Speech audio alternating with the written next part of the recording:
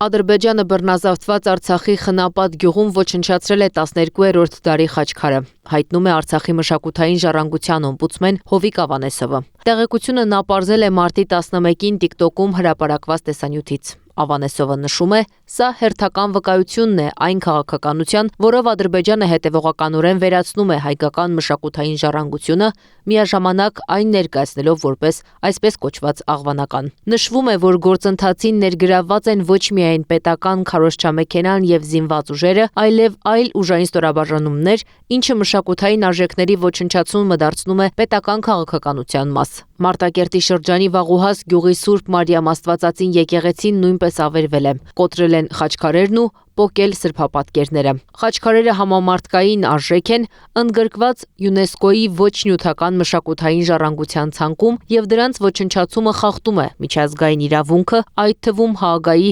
1954 թվականի կոնվենցիան եւ 1999 թվականի լրացումները։ Այս դեպքերը կարելի է դիտարկել որպես 21-րդ դարի խոշոր մշակութային ցեղասպանության դրսեւորում, ուղղված Արցախի հայկական ներկայության պատմական եւ նյութական վկայությունները վերացնելու նպատակով։